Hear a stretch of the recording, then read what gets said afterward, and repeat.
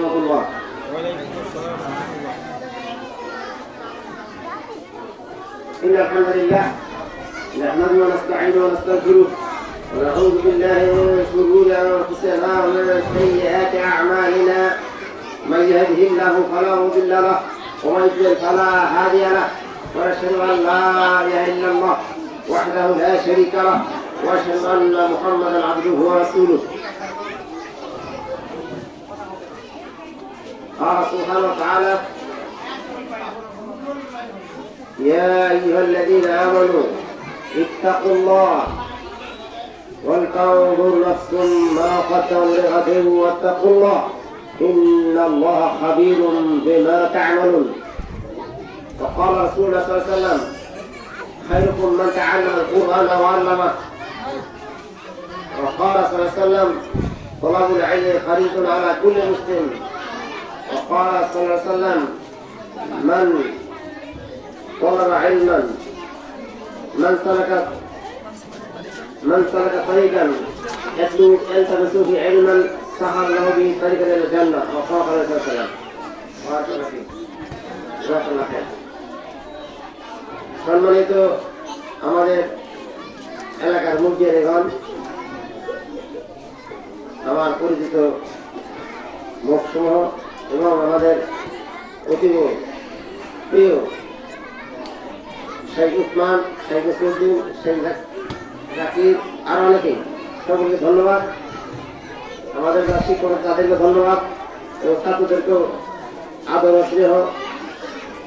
পর্দার অন্তরালে আমাদের শিক্ষিকা মা বোনেরা, আমরা অতি অল্প সময় জানব আমাদের সকল উস্তাদ শেখ উসমান হাফিজাহুল্লাহ এরকম যা বললেন, আমি কিন্তু তার ধার কাছে নেই, কিন্তু যথেষ্ট চেষ্টা করি। আমি প্রথমে আমাদেরকে এই উদ্যোগের জন্য ধন্যবাদ জ্ঞাপন করি। এরকম উদ্যোগ নেওয়া সকলের প্রত্যেকের জন্য অপরিহার্য কর্তব্য, বিশেষ করে প্রত্যেক এলাকায় কমপক্ষে একটি করে। কারণ আমাদের পরবর্তী জেনারেশন এরাই, এই বাচ্চারাই, এই ছেলে মেয়েরাই। আল্লাহ আলামিন আমাদের কি জিজ্ঞেস করবেন? আল্লাহ বলেছেন, কুল্লুকুম রাঈন ওয়া কুল্লুকুম মাসউলুন আন রাঈয়াতিহি। প্রত্যেকেই তোমরা তোমাদের উদ্দেশ্যের ব্যাপারে আল্লাহকে জিজ্ঞাসিত হতে হবে। মহান আল্লাহ নিজে বলছেন, ইয়া আইয়ুহাল্লাযীনা আমানু কু আনফুসাকুম ওয়া আহলিকুম নারা। ইলা আখির আয়াত। এই ইমানদারগণ, তোমরা নিজেরা জাহান্নামের আগুন থেকে বাঁচো এবং তোমার ফ্যামিলিকে বাঁচাও। তোমাদের ফ্যামিলিকেও বাঁচাতে হবে। কিয়ামতের দিন তো নিজের নাফসকে নিয়ে মানুষ থাকবে, সেদিন ওপর দিন তাকানোর কোনো সুযোগ পাবে না। আল্লাহ বলছেন, ইয়াউমা লা ইয়ানফাউ মালুন ওয়ালা বানুন ইল্লা মান আতাল্লাহা বিকলবিন সালিম। কিয়ামতের দিন মাল ছেলে মেয়ে কোনো কাজ আসবে না। কি কাজ আসবে? একমাত্র বিশুদ্ধ অন্তঃকরণে খাঁটি ঈমান ও আমল নিয়ে যদি আল্লাহর দরবারে হাজির হতে পারবে, ওই ব্যক্তি উপকৃত হবে। আর শত শত সহস্র কোটি টাকার মালিক, ডলার দিনারের মালিক, এরপর শিল্পপতি, সেনাপতি, রাষ্ট্রপতি বা সমাজপতি যাই বলেন, কেউ সেদিন সাকসেস অর্জন করতে পারবে না, সকল কাম হতে পারবে না, পালাহ অর্জন করতে পারবে না, নাজাত পাবে না। একমাত্র শুধুমাত্র খাঁটি বান্দার দিকে, হোক সে দরিদ্র অথবা শিক্ষিত বা অশিক্ষিত, ওই ব্যক্তি সেদিন সামনে হবে। সেই লক্ষ্যে আমাদেরকে আল্লাহ রাসূল আমাদেরকে শিখিয়ে দিয়েছেন। কি বলছেন? খায়রুকুম মান তাআল্লামাল কুরআন ওয়া আল্লামা। তোমাদের মাঝে ওই ব্যক্তি উত্তম, শ্রেষ্ঠ, যে যদি কোরআন শিক্ষা করে এবং অপরের শিক্ষা দেয়। এর আগে বা এর পূর্বে আমাদের যে বিশেষ লক্ষণীয়, সেটা হলো যে প্রতিটি মুসলিম নরনারী আমাদের ধর্মীয় বিশ্বাস ঠিক আছে যে আমরা যে মুসলিম পৈতৃক সম্পদের ন্যায় বাজার থেকে এই পরিচয়ে লাভ হবে না। আমি গত কালো ট্রান্সফার একটু বলছি, এরপর করবার পূজাতে বলছি যে আমাদের গতানুগতিকভাবে যেভাবে ইসলাম মেনে চলছি, যত কিনছি, অনেকেই মানে না, সেটা আমার সিলেবাস। যারা আমরা মানি আমাদের মাঝে অনেক ত্রুটি বিচ্ছুটি আছে, আকিদা কোনো ভ্রান্তি আছে, নামে হারাদিস আর কাজে একদম উল্টে। প্রথমে নামে মুসলিম উলিয়া উলিয়া দরবেশ, আর ভিতরে তার পুকুরি এবং নেফাকি বেদাত এগুলো ভর্তি। সুতরাং আমাদের আলেম সমাজের ভূমিকা হলো যে আমাদের নিজেদের আগে জিজ্ঞাসা করতে হবে যে আমি আমার ইলমে আমি কি স্যাটিসফাইড, আমি কি পরিতৃপ্ত? না, কেউ না। কারণ আল কামালিয়া দিল্লাহ জাওয়াজান ফাকাত, পরিপূর্ণ শুধুমাত্র আল্লাহর কোরআনের জন্য।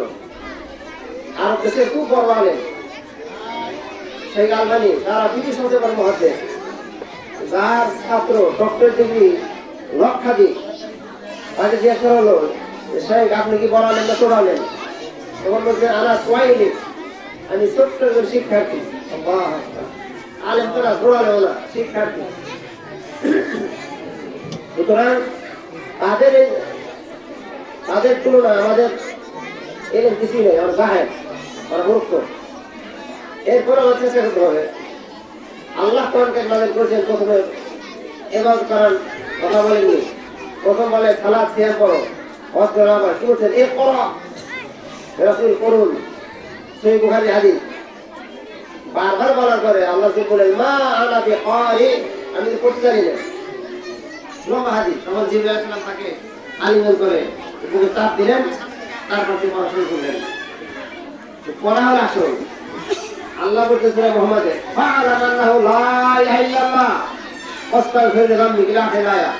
হে রাসূল, আগে শিখেন, আগে জানেন, জানতে হবে, শিখতে হবে। যদি কোনো ব্যক্তি কোন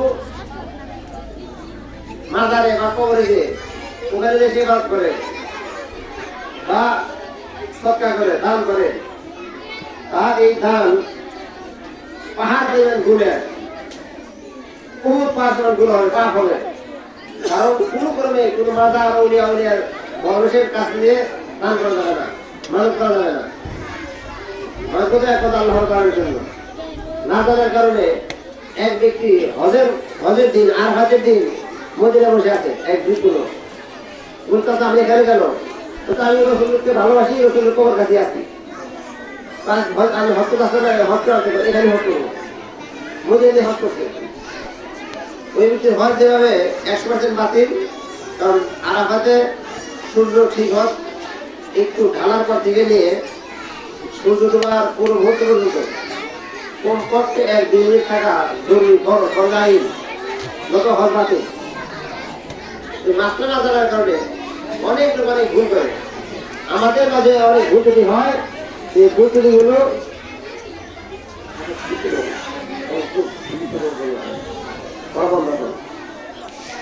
আমাদের এখন সকলের করণীয়, যারা আমরা গার্জেন আছি, আগে প্রথমে গার্জেন ওই না আমরা গার্জেন, যারা আমরা গার্জেন আছি প্রতিবার আমাদেরকে প্রথমত নিজেদের চিন্তা করতে হবে, ভাবতে হবে যে আমরা কি কারি মুসলিম হতে পেরেছি না পারিনি।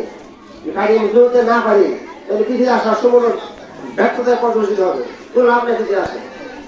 কি লাভ? আপনি কিছু থাকলেন, খাওয়া দাওয়া করলেন, কিছু সম্পদ রেখে গেলেন, ছেলেমেয়েরা খাবে, এরপর আপনি আগুন করবেন, কবরে আযাবে সম্মুখীন হবেন, তাহলে লাভ কি? কোনো লাভ নেই। দুনিয়া হলো একটা পরীক্ষার জায়গা, এখানে আমলের জায়গা, আমল করতে হবে। সারা মাস কাজ করার পর যদি বেতন না পায় চাকরিজীবী, তাহলে তার যে মন খারাপ হবে, এর চেয়ে লক্ষ লক্ষ গুণ বেশি মন খারাপ হবে। কিয়ামতের দিন যদি সারা জীবনের সব আমল আল্লাহ বাতিল করে দেবেন, মাটি বানিয়ে দেবেন। আল্লাহ বলছেন ওয়াকাদিমনা ইলা মা আমিলু আমালান ফাজআলনাহু হাবাআন মানসুরা। আমি সেদিন অনেক আমলদারদের আমল, সালাত, সিয়াম, যাকাত, হজ, দান যা কিছু করছে সব মাটি বানিয়ে দেবো, বিক্ষিপ্ত ধুলিগলায় বন্ধ করবো। এর কারণ তার আকীদা সহি ছিল না, তার ইলমে গলত ছিল, তার ধর্মীয় বিশ্বাসে ত্রুটি ছিল। এক নাম্বার আমাদের হানাফি সমাজেরও ধর্মীয় বিশ্বাসে ত্রুটি আছে, আর আমাদের অন্যান্যদের আরো বেশি ত্রুটি।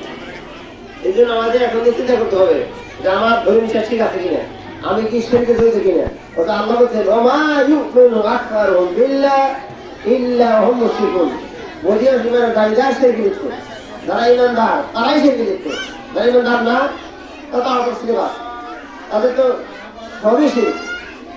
আমাদের জন্য শিরক না থাকে, এর জন্য চিহ্নিত করে খুঁজে খুঁজে বের করতে হবে। আমাদের এক নম্বর করণীয়, আমরা যারা গার্জেন, আমরা যারা বাড়ির মালিক, হোক পুরুষ কিংবা মহিলা, মা কিংবা বাপ, দাদা কিংবা দাদি, ভাই কিংবা বোন, সকলকেই এই বিষয়টি আমাদের বের রাখতে হবে।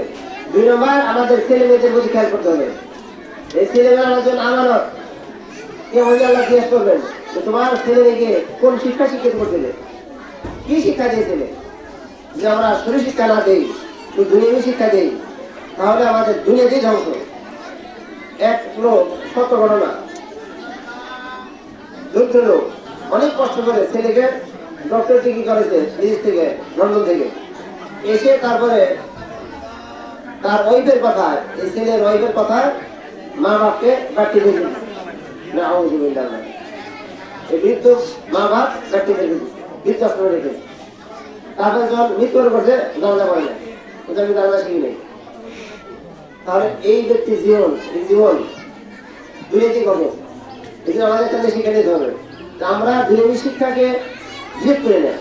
প্রথমে ছেলেকে মেয়েকে ইসলামী আকীদা শিখাতে হবে, এরপরে কোরআন কারীম শিখাতে হবে, কোরআন কারীম হেফজ করতে পারলে আরো ভালো, তারপর হাদিস শিখাতে হবে, এরপরে ফিকহ শিখাতে হবে, এরপরে ইসলামী আদব কায়দা যেগুলো বাকি থাকে সেগুলো শিখাতে হবে। তারপর আপনি অন্য শিক্ষা শিক্ষিত করেন বলে দেন। কিন্তু লক্ষ্য রাখতে হবে 7 বছর থেকে তাকে সালাতের অর্ডার দিতে হবে, তার করার শিক্ষা। 10 বছর হলে তাকে মেরে পেটে হোক, আদর করে হোক, সালাত করাতে হবে। 12 বছর সালাত না করে সরকার থেকে দিতে হবে। খুব কঠিন ভাষা। আল্লাহ বলছেন সালাত, মুসলিম আর অমুসলিম আছে পার্থক্য। সালাত নামাজ কোনো স্থান নাই। যখন আপনি ফজর উঠবেন তখন আপনার ওয়াইফে রাখবেন, ছেলেকে মেয়েকে বলা যাবে না ছেলের পরীক্ষা রাত 12-1 পর্যন্ত পড়ছে, ওকে রাখতে হবে না, এটা বলা যাবে না। কারণ আপনার সামনে যদি ছেলেকে আঙুল করা হয় আপনি সহ্য করতে পারবেন না। কতটুকু যদি আপনি দুনিয়াবী কোনো কাজের কারণে ছেলেকে মেয়েকে ওয়াইফকে সালাতের জন্য তাকে তাগিদ না দেন, আদেশ না করেন, বাধ্য না করেন, আপনি থাকবেন। কারণ আল্লাহ বলছেন আর রিজাল কাওয়ামুন আলা নিসা বিমা ফাদ্দালাহু বা'দুহুম আলা বা'দ। পুরুষ জাতি নারীদের সর্দার। এক্ষেত্রে 2 জিনিস কাজ করবে। একটা হলো তার স্ত্রী, তারপর মেয়ে, বোন, মা, সকলকেই দায়িত্বশীল। এরপর তার আরো করতে হবে ছেলেকে। ছেলে বয়স 10 হয়ে গেল, মেয়ের বয়স 10 হলো, তখন তাকে সালাত পড়াতে হবে। 12 বছর হলে পড়াইতেই হবে, কোনো স্থান নেই। না পড়লে আপনি দায়ী, এবং আপনার আমল আল্লাহ তাআলা অ্যাকসেপ্ট করে দিলে সন্দেহ দেখা দেবে। সুতরাং এই সংযুক্ত পরিসরে আমাদের জন্য শিক্ষা হলো, আমরা আজ থেকে এই সকল মাদ্রাসা, শিক্ষালয়, পাঠশালয়, হেফজখানা, কওমি অথবা আলিয়া, যে কোনো শিক্ষা প্রতিষ্ঠান হোক না কেন, তার পিছনে আমাদের উদ্দেশ্য থাকলো রেজামন্দি, আল্লাহ রেজামন্দি, আল্লাহ সন্তুষ্টি। দুনিয়াবী যে কোনো স্বার্থ অথবা লাভ, সেটা সামান্য স্বার্থ। যারা আমরা শিক্ষক আছি, আপনার শিক্ষক আছেন, তাদের দায়িত্ব হলো যে আমি এই বাচ্চাকে শরীর শিক্ষা দেব। শিক্ষা দেওয়ার পরে ও যা আমল করবে ওর সারা জীবনে আমলে রেখে আনতে গেলে চলি। আল্লাহ সাল্লাম আল্লাহ খায়র কাফাইনি, সে মুসলিম হাদিস। সৎ কাজে আদেশকারী সৎ কাজ সম্পাদন করার সমান দিকে একটু কোন করা হবে না। এরপরে লম্হার যাবে। সুতরাং যারা শিক্ষা দিবে তাদেরকে ইখলাস থাকতে হবে, আল্লাহর প্রতি এই ভরসা রাখতে হবে। রিজিকের মালিক আল্লাহ। আল্লাহ বলেছেন ওয়া মিন দাব্বাতিন ফিল আরদ ইল্লা আলা আল্লাহি রিজকুহা। আসমান জমিনে যা কিছু আছে সব কিছুর দায়িত্ব, রিজিকের দায়িত্ব আল্লাহর কাছে। আল্লাহ দিবেন। আর আল্লাহ আমাদের শিখিয়ে দিয়েছেন রব্বানা আতিনা ফিদ দুনিয়া হাসানাহ ওয়া ফিল আখিরাতি হাসানাহ ওয়া কিনা আযাবান নার। হে আল্লাহ, হে আমার রব, আমাকে দুনিয়ার সার্বিক কল্যাণ দান করেন, আখিরাতের সার্বিক কল্যাণ দান করেন, এবং পরিশেষে জাহান্নামের প্রজ্বলিত আগুন থেকে আমাকে বাঁচিয়ে দেন। এই দোয়া করতে হবে, তাহলে আল্লাহ রিজিক দিবেন। হাসানা